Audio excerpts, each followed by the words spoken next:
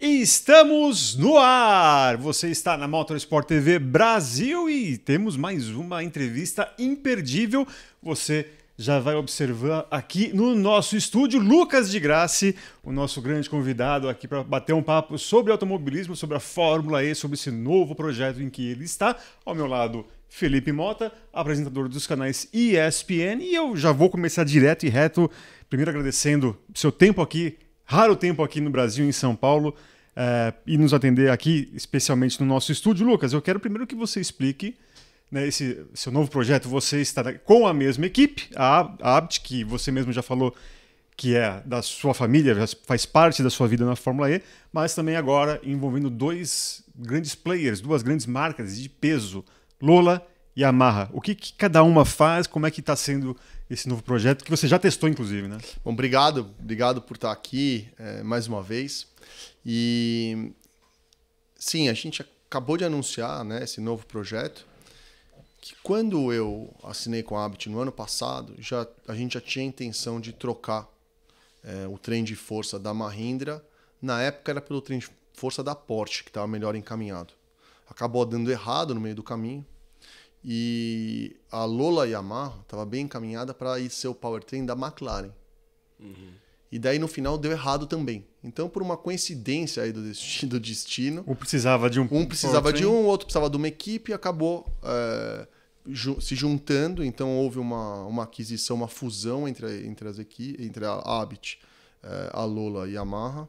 E agora é uma equipe nova, a ABT, Lola e Yamaha, que vai fazer o trem de força do zero nessa temporada 11, que é a geração 3.5, né, a geração 3 com update. Inclusive a gente vai falar sobre isso, que é o que vai mais fazer diferença, ou o update que mais fez diferença de toda a minha carreira, que eu já pilotei um Fórmula, é a opção de ter 4x4.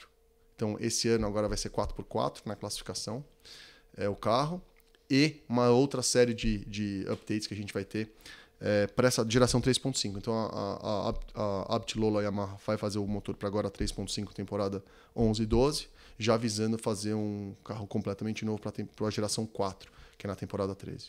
Lucas, sempre um prazer conversar contigo.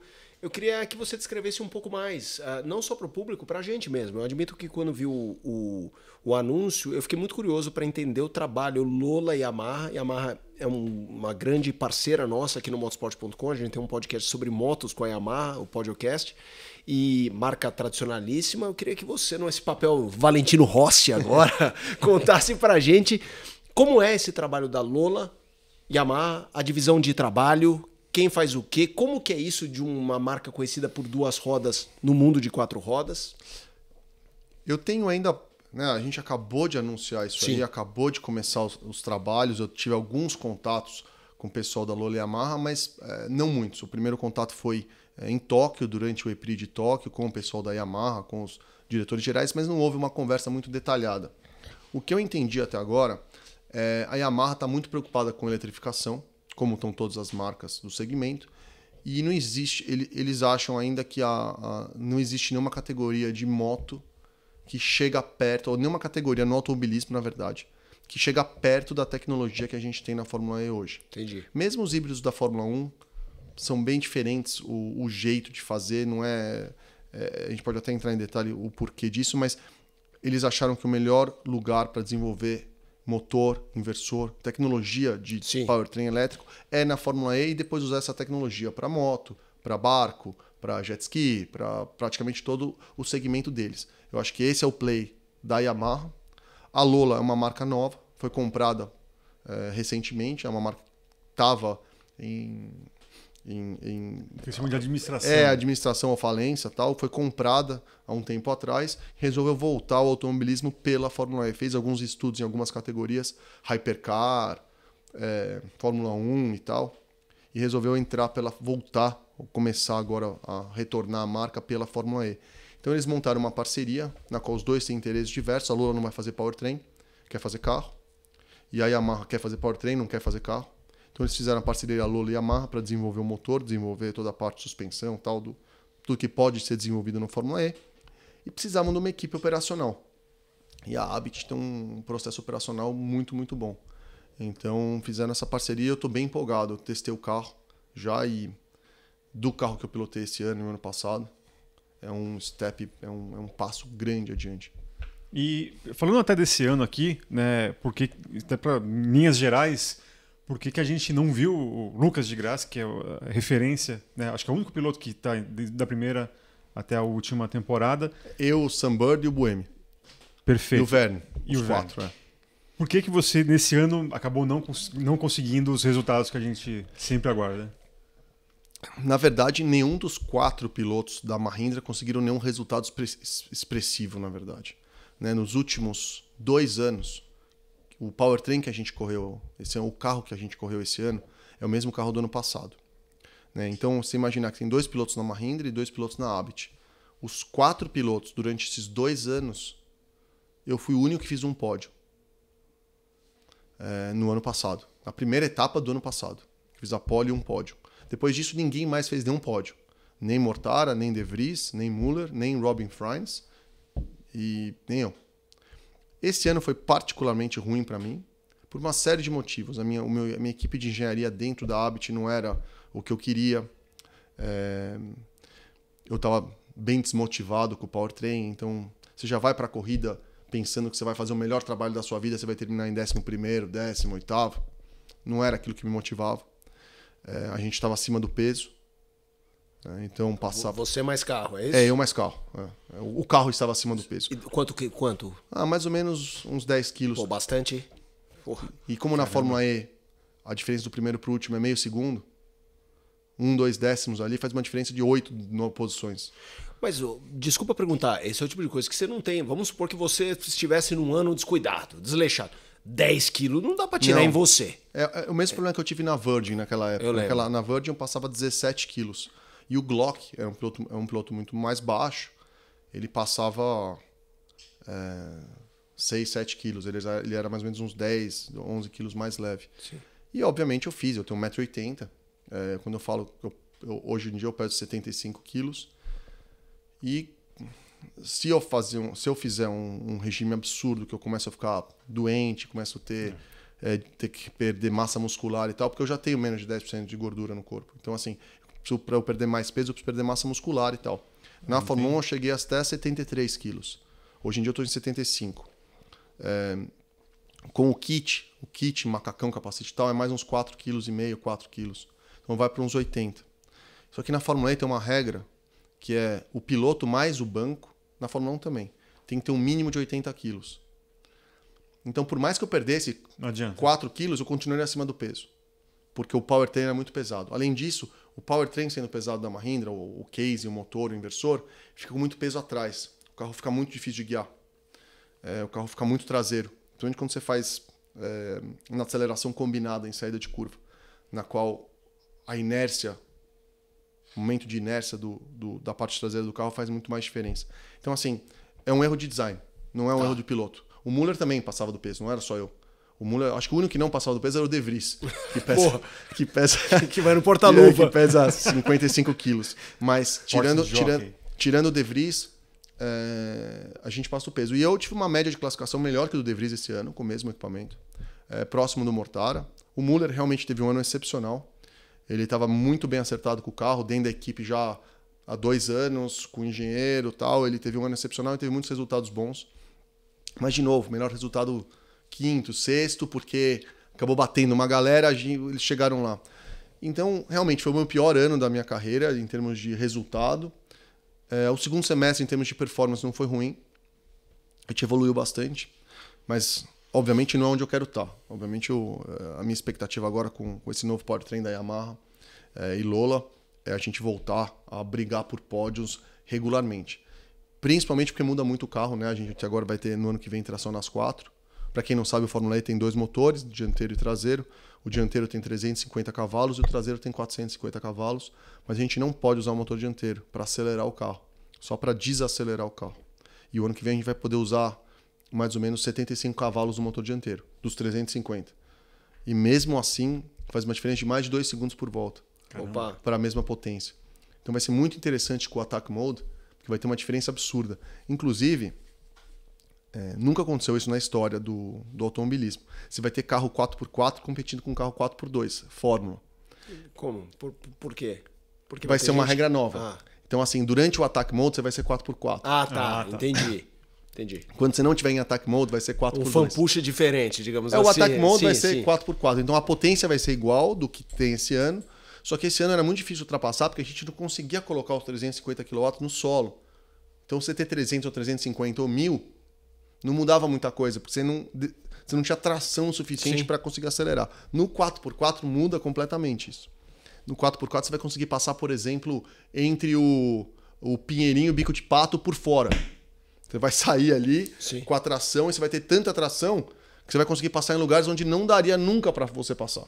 Isso vai ser muito interessante nessa estratégia desse ano, dessa temporada nova. Você mencionou a história do Lola Yamaha, do Powertrain, do movimento inclusive da Yamaha como laboratório, que é uma coisa que você sempre defendeu na Fórmula E, né? Eu queria que você falasse um pouco sobre isso. A consolidação na Fórmula E. Eu sempre te perguntava ano a ano o que deu certo até aqui e o que falta melhorar. Então eu queria saber nesse estágio. A gente já está falando de um bebê que cresceu, ele já anda, né? A Fórmula E cresceu. Onde você fala, era o que eu esperava em 10 anos, ou até superou o que eu esperava em 10 anos, e onde, precisamos melhorar isso aqui? Eu acho que o que superou nesses 10 anos foi a continuidade das montadoras e o interesse das montadoras pela categoria, a qualidade dos pilotos, as cidades que a gente correu, o calendário, o nível de correr em Zurique, correr em Tóquio, correr, enfim, no Brasil, e superou as expectativas, que está abaixo das expectativas. O carro já poderia ter a potência que ele tem, que a gente vai ter agora nessa próxima temporada, ele já poderia ter tido há 2, 3 anos atrás, ou até antes. Eu acho também o que precisaria ser feito era um trabalho melhor com as transmissoras de TV.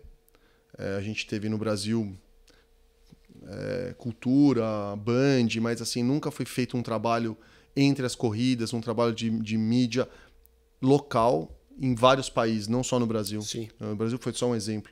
Então essa parte de mídia poderia ter sido feito melhor. Obviamente a corrida no Brasil que a gente estava negociando há 10 anos e só saiu há 2 anos atrás. Isso aí poderia ter também sido feito, ter tido a corrida mais cedo aqui. E o carro poder andar em circuitos tradicionais. O carro é desenhado para andar em circuitos fechados. Então quando a gente vai para um circuito tradicional, o carro ele é subdimensionado para aquilo. Não porque a tecnologia não está pronta, simplesmente porque o carro foi desenhado no começo para aquilo.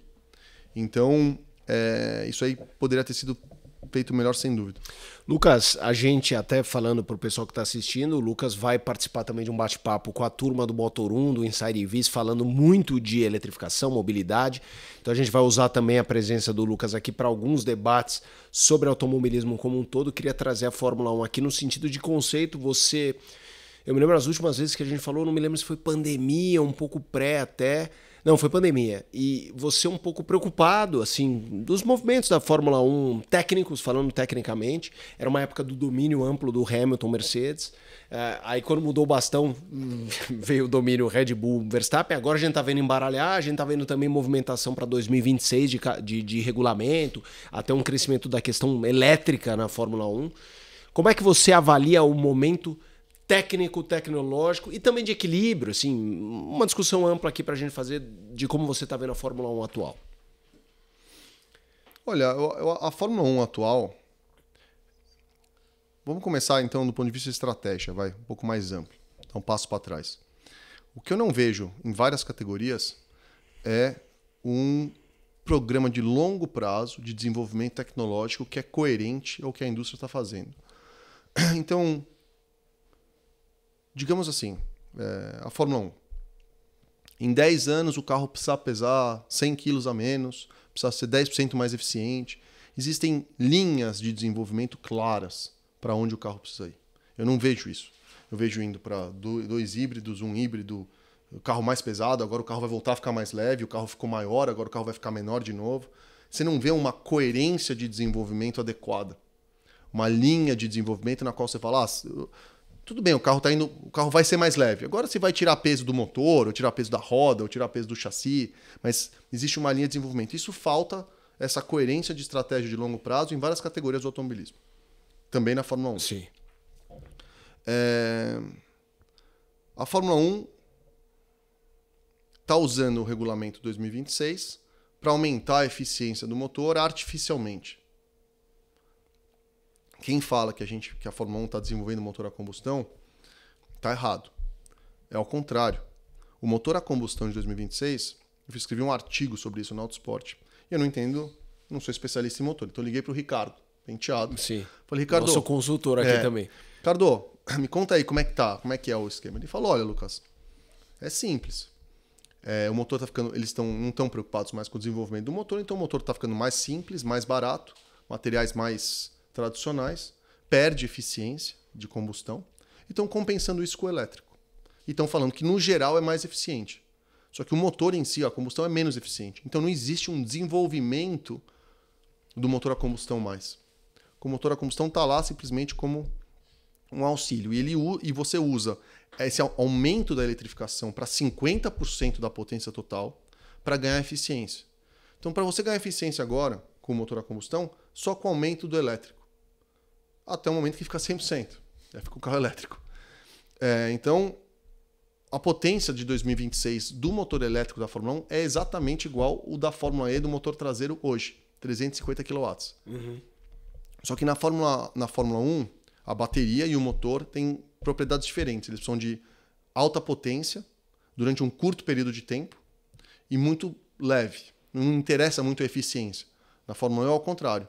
Você precisa ter um motor muito eficiente que funcione durante todo o período, porque só tem um motor elétrico. Então, apesar de eles serem a mesma potência e serem elétricos, o desenvolvimento é diferente. E onde a Fórmula 1 perde onde o motor a combustão perde? Na taxa de compressão, nos materiais e na redução daquela insanidade que é o turbo, o motor elétrico no turbo, que é o turbo, o e-turbo, que era o KERS, o MGU-H, e aumenta o MGU-K, que é o que faz sentido, que é... E tentaram colocar o MGU-K no eixo dianteiro da Fórmula 1, que é muito mais eficiente do que no eixo traseiro, mas isso também foi vetado. Inclusive, existem regras artificialmente colocadas na Fórmula 1 para manter, por exemplo, o barulho. Sim. Então, o jeito certo de você largar seria com motor elétrico. Só que vai ser proibido largar com motor elétrico. Para ter barulho. Para ter barulho na largada. Então, a parte de entretenimento e essa parte se sobrepõe em algumas decisões técnicas e estratégicas. O show sobrepõe o esporte. Mas eu não sei... Mas eu não estou falando que é negativo. Sim. Só estou falando que é um fato. Uma constatação. Mas eu trago um ponto aqui que não é exatamente sobre isso, mas eu me lembro que o primeiro GP do Brasil que eu fui depois de deixar de ir para todas, que foi 2014 ou 15, eu não me lembro. Quer dizer, foi 14, mas eu não me lembro se esse episódio que eu vou relatar. Era um ano que os carros estavam muito silenciosos. E quando eu cheguei em Interlagos, você ouvia o corredor de ônibus da cidade. E você não... com sessão comendo solta, treino livre.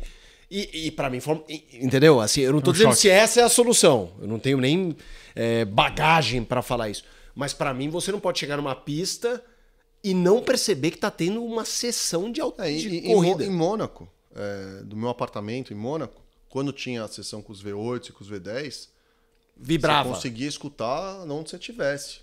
Né? E com os turbos não era mais assim. Sim. Inclusive, dentro do túnel da Fórmula 1, com os motores aspirados, era impossível de ficar dentro do túnel. É isso. Quando o meu carro em 2010 quebrou, ele quebrou na entrada do túnel, lá em Mônaco. E eu tive que atravessar o túnel para poder pegar o barquinho que levava para os boxes. E eu atravessei durante a corrida o túnel. Absurdo. Com o meu protetor de ouvido que eu usava na corrida. Sim. Assim, não dava para ficar. E obviamente com os motores turbos isso diminuiu. Por quê? Além de tudo, o barulho é uma ineficiência da combustão. Você perde potência em vibração sonora. Então, quanto mais silencioso o motor, mais eficiente ele é. Também. Não necessariamente você pode ter perda calorífica, mas o barulho também não é uma coisa positiva. Porém, do ponto de vista de entretenimento, principalmente em autódromo, não em cidades, mas em autódromo... Sim, concordo. é algo prejudicial para quem gosta e quem cresceu com essa noção que um carro com um barulho de escapamento alto significa alta potência. Isso. Então, existe aí um legado muito grande de fãs relacionados com isso, que a Fórmula 1 está tentando preservar. E eu estou de acordo. Inclusive, eu acho que a Fórmula 1 devia ser 100% rodar em... Assim, não 100%, mas a Fórmula 1 poderia ter um regulamento na qual, se você quisesse rodar com motor só a combustão, você poderia. Você não precisaria ter o motor híbrido. Seria uma opção se desse performance. Se não desse performance, você podia rodar em etanol. Etanol é carbono neutro. Sim. Eu fui num seminário da Fórmula 1, os caras falando, porque a Fórmula 1 vai ser carbono neutro. Em 2013 eu falava, galera, em 97, 94, quando eu comecei a correr de kart, o carro kart já era carbono neutro. A gente usava etanol porque dava mais potência do que gasolina. Então, assim, se a Fórmula 1 quiser ser carbono neutro, não precisa fazer toda essa hibridização da Fórmula 1. É só usar etanol ou gasolina sintética. Não muda nada. 95% da emissão da Fórmula 1 é em viagem, é em logística, não é na corrida. Você sabe que é assim, essa coisa do barulho, eu tenho até uma pergunta para fazer porque ele citou o Rico Penteado, e tem um episódio que eu já abordei com o Rico, mas nunca abordei com o Lucas. Mas essa coisa do barulho eu acho que é realmente associada à Fórmula 1, porque a primeira vez que eu vi você, às 6 horas de São Paulo, o e-tron passando e tal, aquele barulho é também fantástico. São barulhos diferentes, são experiências diferentes. É que eu acho que essa questão é muito associada mesmo à Fórmula 1. O episódio do Rico Penteado. Eu me lembro do Grande Prêmio da China que o Alonso ganha em 2005. Aquele ano que ele ganhou o primeiro título, ficou a imagem da McLaren ser o melhor carro mais rápido, mas como o Kimi quebrava direto, e o Rico rebate isso porque é o motor que ele fazia. O Rico é um grande especialista de V10. E ele fala, o Grande Prêmio da China, quando já estava no fim do campeonato, o Alonso já era campeão e não tinha mais aquela coisa de poupar motor, porque se estourasse era ou a penúltima ou a última, o Alonso ganha e diz o Rico que aquele é o melhor motor que ele fez. Mas ele disse que teve um teste que você fez, que eu não sei se foi um pouco antes. Foi meu primeiro teste de Fórmula 1. Que ele fala, aquele teste do Di Grassi aquele motor é uma obra-prima, porque era meio que isso, era podendo sentar o cacete, era um motor que não tava... Como que é esse teste? Até para depois a gente falar, Rico, ouvimos o Di Grassi. Ele não falou que era essa coisa boa toda, não. Eu não consigo nem falar como é que... Não dá nem para comparar, porque foi meu primeiro teste de Fórmula 1. Sim. Quem era o piloto de teste na época? Isso foi 2005. 2005 eu estava na Fórmula 3. Nunca tinha dirigido um carro mais rápido que um Fórmula 3. Sim. Que é o ano Hamilton, Sutil e você, não é? Eu ganhei em Macau. Isso. Eu ganhei em Macau em 2005. Né? E segundo foi o Kubica, terceiro o Vettel. Em 2005. E eu era piloto de reserva, eu era piloto de desenvolvimento da Renault, só que eu era júnior no programa. Tinha o Kovalainen, o Montagny e o Kovalainen que estavam na minha frente. E o Lopes, o Petito Lopes. Eles eram mais velhos, eles estavam na minha frente no programa. E o Kovalainen era o piloto reserva da Renault.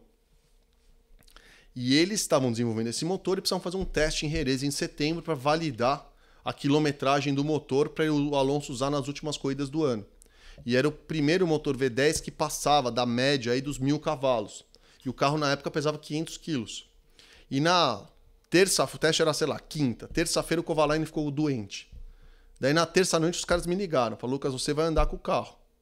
Só que eu nem sabia frear com o pé esquerdo. Eu freava na Fórmula 3, você tinha embreagem.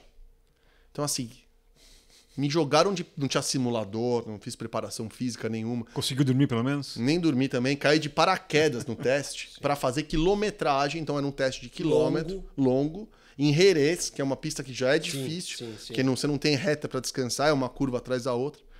E eu lembro até hoje, a primeira saída que eu fiz com o carro de Fórmula 1, eu fiz um shakedown, voltei pro box, daí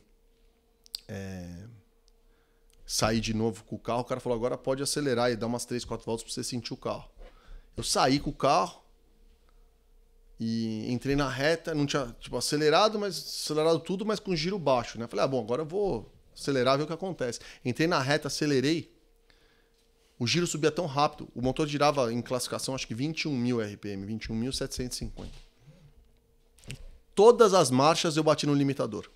Subia tão rápido que eu acelerava assim, a cabeça, aí quando acelera no limitador, quando bate no limitador, corta a aceleração, certo? Sim. Então acelerava, batia a cabeça, voltava, terceira, quarta, quinta. A hora que eu olhei no painel, tava 300 por hora na reta de direita, falei, nossa, eu não vou conseguir frear. Na hora que eu vi a placa de 200, mais ou menos, eu falei, vou frear aqui. Na hora Sim. que eu freiei, minha cabeça abaixou assim, eu não consegui enxergar para cima. Sim. A hora que parou terminou de frear, eu olhei e ainda faltava 120 metros para a curva. Assim. Tive que acelerar de novo e chegar na curva. A hora que eu parei no box, eu falei, fudeu. Não consigo pilotar isso aqui. Vai ser impossível pilotar isso aqui. Foi uma sensação assim, não tenho capacidade. Era muito rápido. O cérebro não reagia o suficiente. E daí, obviamente, no começo tomei 3 segundos, depois 2, depois 1. No primeiro dia, acho que eu tomei 1 segundo do Montagny, 1 segundo e pouco. E daí, no segundo dia, já comecei melhor. Tal. Pescoço gritava. Não assim, não é que gritava, ele morreu. Ele gritou nos primeiros 20 minutos, depois ele morreu, e daí o resto eu botei as espuminhas. Sim. Tipo o Berman lá, que colocou as espuminhas ali na corrida dele. E a cabeça ficava assim, e o pescoço travado. Sim. Morto muito louco. E isso que eu corri de Fórmula 3, né? Não é que não corri de nada. Mas mesmo assim era outro nível de downforce. E daí no segundo dia eu fui melhorando, tal. Acho que eu terminei o teste tipo uns 3, 4 décimos do Montagny, de melhor volta e tal. Mas quando eu fui ficar confortável com o carro, meu físico já estava destruído. Fora que como foi um teste só, eu não fiz o banco para mim, não tinha um banco meu, usei um banco de outro piloto, acho que sei lá de quem, que era da reserva da Renault também, que eu usei o banco do Pechito, então o banco já estava desconfortável. Sim. Enfim, saí do teste quebrado, que eu fiquei uns 4 dias na minha casa sem conseguir nem mexer o dedo para mudar o controle remoto. Mas foi um teste muito assim, e muito à frente do que eu estava preparado para fazer. Mas eu não podia falar não. E depois disso, eu só voltei a andar em 2007. Daí eu comecei a fazer os testes de novo, mas daí já andava de Fórmula 2, daí já foi outro nível de desenvolvimento.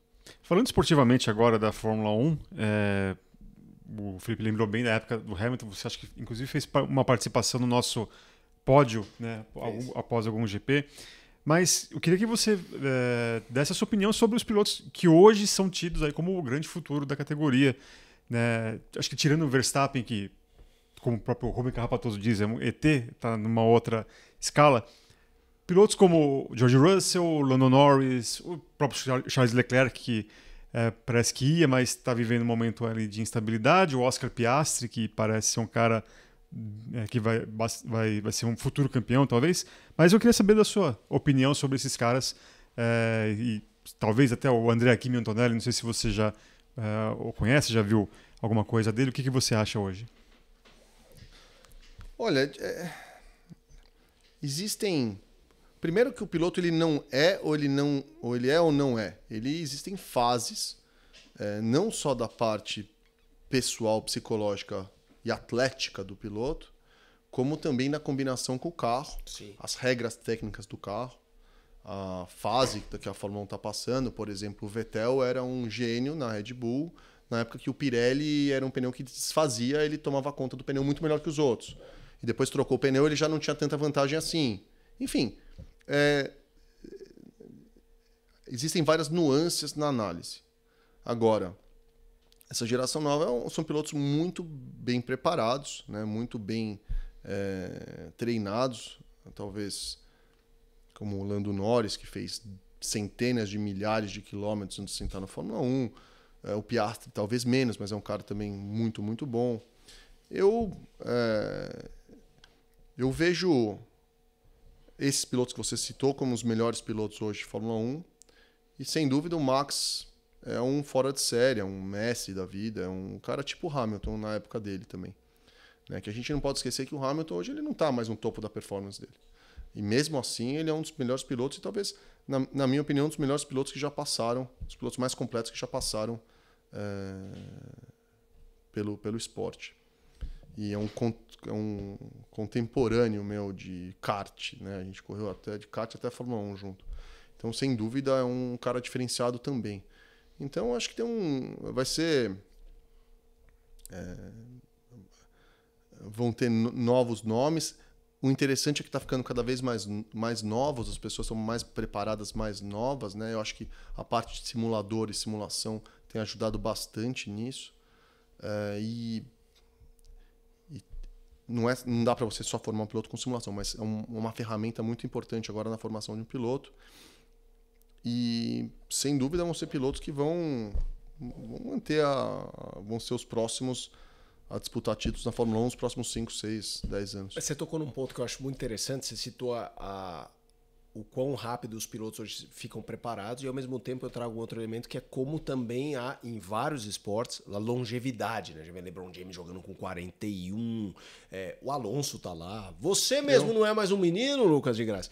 Sou mais velho da Fórmula 1. Então, o Hamilton, uma pergunta mais na linha realmente física e a questão de reflexos, não quem não seja menor, Max Verstappen e tal, mas o Max está entrando no que as pessoas chamam de prime para atleta, assim, que é de 27 a 29, 27 a 30, e o Hamilton tá beliscando 40. Sim. No mano a mano, óbvio que a gente tá vendo o Hamilton ganhar corrida, sem ter o melhor carro, mas você acha que a tendência num duelo de condições iguais, numa amostragem de 20, 22, 24 corridas, é o prime do Max jogar a favor dele, assim, por questão física e neurocerebral? Sem dúvida. Você acha? Fora que o Max, como muitos atletas desse nível de performance, ele é um psicopata do esporte, né? O cara ganhou 3 campeonatos mundiais e acorda às 2 da manhã para jogar um jogo de simulador. Assim, ele instalou um simulador no avião dele para jogar enquanto ele volta das corridas no simulador. Assim, é um cara, eu já converso, convivo. Ele mora lá em Mônaco. Mora em Mônaco, no prédio que eu morei durante vários anos. E você convive, você estava falando?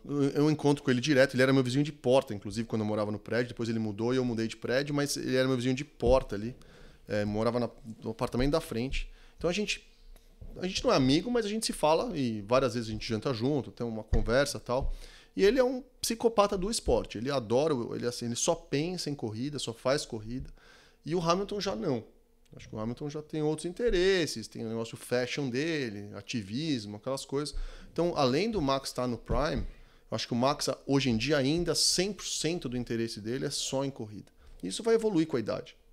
Ele vai ter, eu imagino que... Tem gente que não, tipo o Rubinho, talvez não, né? O Rubinho tem o mesmo interesse e só faz isso há 50 anos, o cara só faz isso. Mas é natural, tipo o Hamilton, depois de ter ganhado, sei lá, 7 títulos e tal, ele tem uma... Então, respondendo a pergunta diretamente, sem dúvida o Max teria uma vantagem no mano a mano, numa amostragem estatística alta. Talvez se disputassem mano a mano várias... Tipo o Hamilton e o Rosberg. Se fossem 10 campeonatos, o Hamilton vai ganhar 9 e o Rosberg 1. O Rosberg ganhou 1. Quebrou o motor, tal, não sei o que, ganhou o Rosberg. Mas o Hamilton e o Verstappen hoje seria mais ou menos a mesma coisa. Dá para o Hamilton ganhar do Verstappen? Dá. Mas numa média o Verstappen andaria na frente. Maravilha. E observando até os pilotos brasileiros que estão ali na cara do gol... Né, esse é um ponto importante, acho que o Lucas. O Gabriel Bortoleto... A gente tem pouquíssimos brasileiros em Fórmula. Né? Hoje em dia na Indy não tem nenhum. Tem o Pietro. O Pietro Fittipaldi. É verdade. O Pietro tá no rookie year dele. No ano passado não tava, esse ano tá. Tem o Pietro lá. Sim. O Hélio, que faz as 500 milhas. Na Fórmula E, o Serginho. Sim. E só. Aí tem Aí tem na boca. Aí tem o Enzo, o Fittipaldi. Enzo e Bortoleto na Fórmula 2. O Drugo que tá na espera, mas não tá... Tem o Collet na Fórmula E. Que correu no lugar do Roland. E na Indy Next, né? E na Indy Next. Tem o Drogovic, que resolveu fazer Endurance agora. O European Le Mans Series. Mas isso aí é para se preparar pro WEC. Sim. Para ganhar experiência. Então provavelmente vai fazer o WEC junto com o Nars. Você acha que em relação à Fórmula 1 a chance dele é assim, o bonde passou? É aquela coisa que não aconteceu. Eu acho que sim, porque... o Drogovic está numa posição muito boa, inclusive com patrocínio. Eu acho que a decisão dele de ter entrado na Aston Martin, inclusive falei isso para ele e para o manager e para os investidores dele. Falei, olha, eu procuraria outro caminho, não do jeito que foi feito. Eu acho que ele teve uma oportunidade boa, agora está vindo mais gente, né? O Berman assinando, agora eu vi que o Durham talvez assine com a Alpine. Enfim, a competição é muito, muito forte ali. Então... Mas o que te faria... Você não é a primeira pessoa que me fala isso. É que a outra pessoa que me falou isso de achar que a Aston Martin não era o melhor caminho me falou em off. então eu não posso assim nem falar, mas eu já falei aqui no debate, eu já ouvi que não foi um bom movimento. Eu sei que é difícil ler isso, assim, o mercado é uma coisa difícil. Você Zero, vê, inclusive. mas era feeling teu? Por que era? Era o Alonso? O que fazia a Aston Martin? A coisa do Stroll, seu filho do dono, não vai sair de lá? Exato. É isso? Assim, na Fórmula 1 você tem que pegar a oportunidade que aparece. Para mim, obviamente, a Virgin era a melhor oportunidade. Não, mas era a única que apareceu, eu peguei. E paciência, faz parte. E tomaria várias outras decisões da minha carreira, como a gente tomaria das nossas vidas, olhando para trás. No momento daquela decisão... Era a melhor opção. Eu não sei. Eu não estava dentro não recebi uma ligação, fala, pô, faço isso, eu faço aquilo. Não. Olhando de fora, tendo o patrocínio que ele tinha, tendo o título que ele tinha, talvez pudesse ter escolhido uma outra opção que fizesse mais sentido. E daí ele estaria no lugar de um Berman da vida hoje ou de um Durham da vida hoje. Mas a Aston Martin, com o Stroll lá, que não vai sair, o Alonso com um contrato de longo prazo, era impossível subir. Então, assim, talvez o bonde tenha passado. Espero que não. Eu acho que o Drugovich tem um talento para estar na Fórmula 1, para ter a oportunidade dele. Mas, realisticamente, fica muito difícil. E cada vez mais difícil porque existem outros pilotos subindo, Antonelli vindo, já com contratos, enfim, outros pilotos das outras academias de pilotos, então ficando cada vez mais difícil. A gente fez há 2 semanas um podcast aqui com o Geraldo Rodrigues e ele estava falando, não especificamente de Bortoleto, de Drugovich, mas essa coisa de timing que... exatamente isso que você falou da Virgin. Assim, oportunidade, não tem muito isso de você, mas eu não estou 100% pronto, ou isso não é ideal. Abriu, vai, porque às vezes o mercado fica 2 anos meio travado, não abre. E aí, 2 anos fica travado, você subiu 2 anos a mais, aí vem quem tá vindo e você passou. Exatamente. O Bortoleto é um menino que parece muito capaz, tá fazendo um bom trabalho, é jovem, talvez não fosse o ano ideal, se pintasse a chance o próximo, ele de estar pronto. Mas o ano que vem tem 4 vagas abertas. Você compartilha essa ideia de que pintou chance, tem que ir. Não é muito... não, mas veja bem, o alinhamento de Júpiter com Marte... Não é... Também não é... Sim. Não é, a sua pergunta ela não tem uma resposta 100% binária. Na maioria dos casos é sim. Porém, dá para você se queimar. Sim. Foi, por exemplo, o caso do Massa, na época. Em qual deles? Quando ele subiu para a Sauber e depois ele voltou, como ele foi mandado embora da Sauber, acabou entrando de reserva da Ferrari e daí conseguiu subir dentro da Ferrari de outra forma. Mas ele quase não teve a carreira dele na Fórmula 1. Ele quase fez um ano de Sauber, chegou lá talvez despreparado naquela ocasião e quase que se queimou e voltou. E tiveram vários pilotos assim que poderiam ter tido uma carreira melhor, talvez com outra opção. Porém, na média, eu acho que você tem total razão. Foi o que eu fiz. Né? Tendo qualquer oportunidade, pega. No caso da Audi, quando eu pilotei no Brasil, no caso da Virgin, no caso desse teste que a gente acabou de comentar, eu não estava preparado.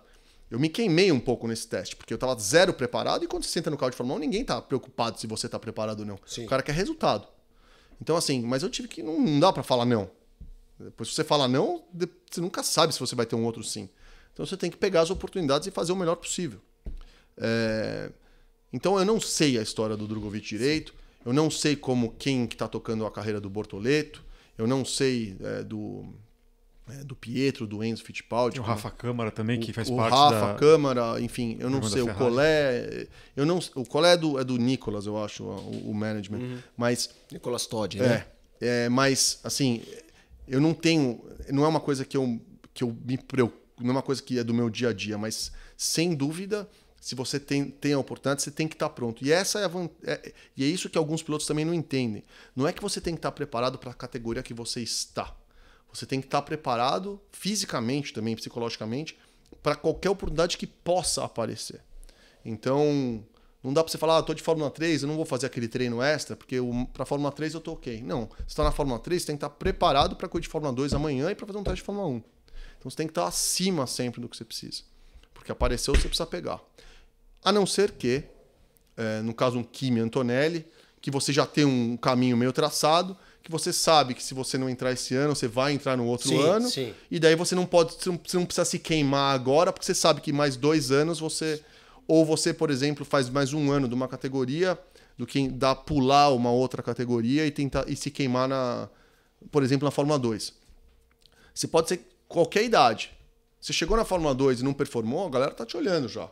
Você pode ter 17, 18, 20 anos, pode ter mais experiência ou menos. Você chegou na Fórmula 2 ali e ganhou no primeiro ano, você vai impressionar. Você ficou 2, 3 anos, vai impressionar menos. Então, a parte de posicionamento e estratégia da carreira antes mesmo de chegar da Fórmula 1 também é importante. Qual equipe que você vai, aonde você vai gastar o dinheiro, se você tem um dinheiro, um budget para o ano, aonde você vai economizar, como você vai gastar. Toda essa parte de estratégia é bem complexa e, sem dúvida, ela é fundamental junto com a habilidade do piloto para ele ter chance de sucesso na carreira de piloto profissional. Não só Fórmula 1, mas na carreira de piloto profissional como um todo. Nosso tempo já está chegando já no limite, Felipe. 2 coisinhas rapidinho antes da gente fechar. Não sei se você tem mais alguma. Tem uma, vamos ver quais são as Vamos suas. lá.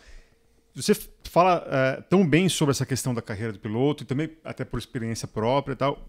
Dentro dos negócios que você também está envolvido paralelamente ao automobilismo, passa pela sua cabeça trabalhar com formação de pilotos? Tanto o coach como a parte mais de carreira, manager? Não. Não é uma coisa que eu gostaria de fazer. Ajudo alguns amigos e toda vez que me procuraram eu tentei ajudar da melhor forma possível.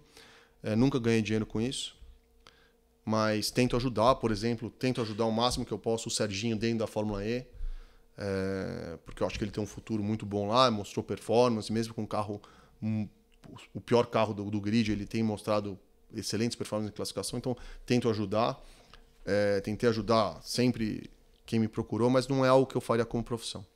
E a sua pergunta? Ele citou um nome que tem 4 letras, que é Audi, que você conhece bem e está na Fórmula 1, está chegando na Fórmula 1. Eu queria que você falasse o que você imagina, o que você espera, o que você eventualmente tem de informação sobre a chegada da Audi. A Audi de hoje, da Audi que eu participei, é completamente diferente, né? Trocou todo o management, trocou todo o pessoal, todo mundo que eu trabalhei saiu ou entrou mais gente, ou trocaram de posição. E eu não sou muito otimista com a entrada da Audi na Fórmula 1. Não por causa, enfim, de nenhuma opinião própria. Mas quando eu vejo uma equipe desenvolvendo um motor do zero, que é algo super complexo, e a Mercedes demorou anos para conseguir ser competitiva, a Honda ou a Toyota nunca, na época que fizeram a equipe inteira, tentaram por 10 anos, não foram competitivas, quer dizer, foram competitivas dentro de um determinado limite, mas não chegaram ganhando. Demora muito para você montar uma equipe de corrida vencedora. E na Fórmula 1 é um dos mais difíceis porque você faz o carro inteiro. Além disso, o que vai contra a posição da Audi? Eles compraram uma equipe suíça. E dentro do cost cap, a pior posição que você pode ter é uma equipe baseada na Suíça. Questão de imposto? Não, custo dos funcionários. Sim. Com um engenheiro suíço, você paga 3 engenheiros, talvez, na Espanha. Mas esse é um ponto interessante que a gente não costuma debater. Então, assim, o cost cap de uma equipe suíça é muito maior do que um cost cap de uma equipe italiana, por exemplo. Existe uma certa compensação, mas uma secretária na Suíça vai custar 3 vezes mais caro que uma secretária. Isso entra dentro do cost cap. Estamos falando de lei trabalhista. Inclusive na Alemanha. Na Alemanha, a Audi teve que criar uma empresa separada, porque a lei trabalhista na Alemanha também é super difícil. E para você contratar expertise para desenvolver motor de Fórmula 1, você precisa trazer de outros lugares. Então, assim, tem uma série de... Para começar, burocracia. Daí você tem a parte de budget. Daí você tem a parte da empresa. Daí você tem a parte agora dessa troca de management. Cada hora entra um cara novo. Entra o Seidl, sai o Seidl. Entra o Binotto, sai o Hoffman. Ninguém sabe... Nem começou a equipe, já trocou 4 ou 5 vezes. E eu ouvi de um engenheiro uma brincadeira que é assim, e alemão sendo subordinado de italiano não é uma coisa fácil. No caso Binotto. Mas como eu falei, é uma equipe multinacional, não é só alemã. Alemã, obviamente, porque a Audi é dona daqui, mas é suíça. Sim. O motor, fazer um motor do zero é difícil. Fazer um motor do zero na Alemanha, nas condições... A Audi tem capacidade, obviamente, mas é difícil. Então, assim, a Audi vai ganhar a corrida? A Audi pode ganhar a corrida. Vai demorar mais, eu imagino, do que eles esperam. Vai custar mais caro do que eles esperam. Agora, a gente vai ver, além disso,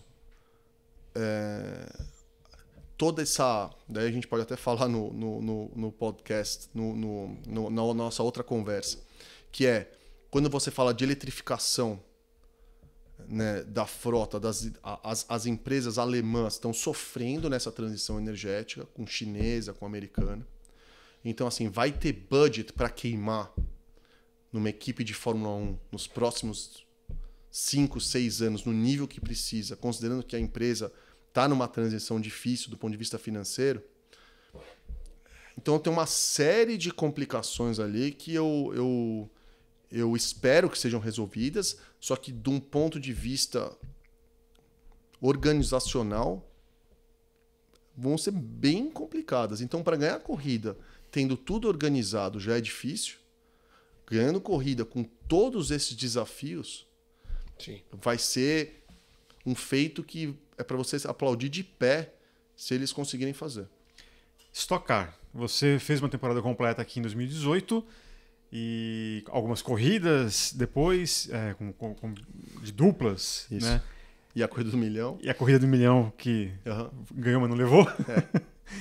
Mas a Stock vai ter um novo carro a partir de 2025 e eu quero saber se está na sua lista. Aparentemente é muito bom o carro, né? 2 segundos mais rápido. Sim.